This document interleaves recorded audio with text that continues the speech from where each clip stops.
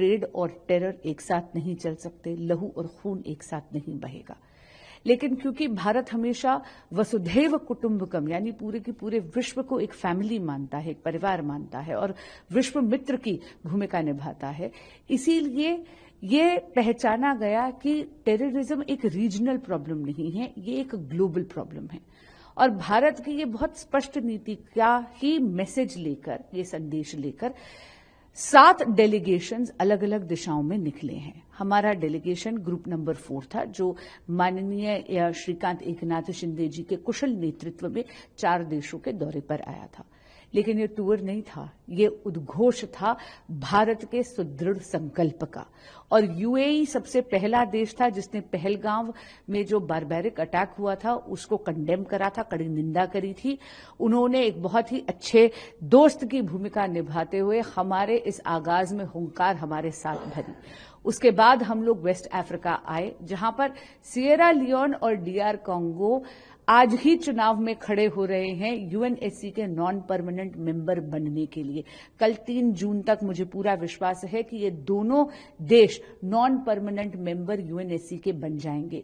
Sierra Leone अभी non permanent member UNSC का है।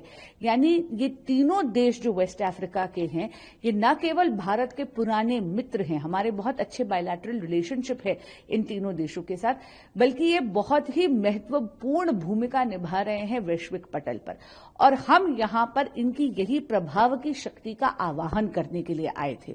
मुझे बहुत खुशी है ये कहते हुए कि हमारा डिप्लोमैटिक मिशन बहुत ही सक्सेसफुल रहा है, सफल रहा है।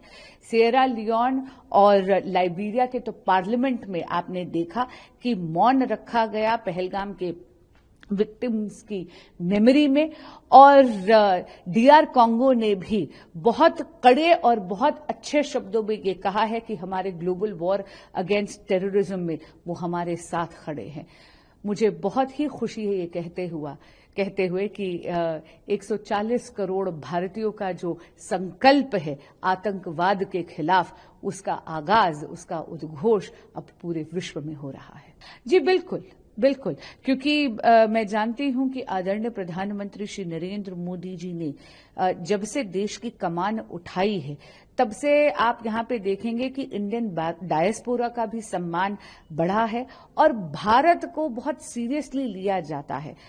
इसी दौरान आपने ये भी देखा, हमारे दौरे में एक बहुत बड़ी खुशखबरी हमें मिली कि भारत चौथी सबसे बड़ी अर्थव्यवस्था बन गया है विश्व में।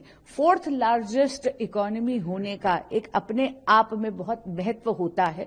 और मुझे लगता है ये सारे के सारे वो चारों वो देश हैं जो हमारे बहुत पुराने मित्र हैं।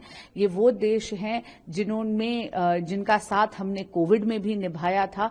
और क्योंकि अब हम वैश्विक पटल में 4th लार्जेस्ट इकोनॉमी बन गए हैं और जो डिप्लोमेसी 1 दशक से मोदी एडमिनिस्ट्रेशन ने करी है, उससे मुझे लग रहा था कि हमें बहुत ही ज्यादा अच्छा रिस्पांस मिलेगा। लेकिन हाँ, आपके माध्यम से यहाँ के इंडियन डायस्पोरा का धन्यवाद जरूर करना चाहूंगी। जो वात्सल्य उनसे मिला, जो ममत्व उनसे मिला, जो स्नेह उनसे मिला, घर की थोड़ी कम याद आई।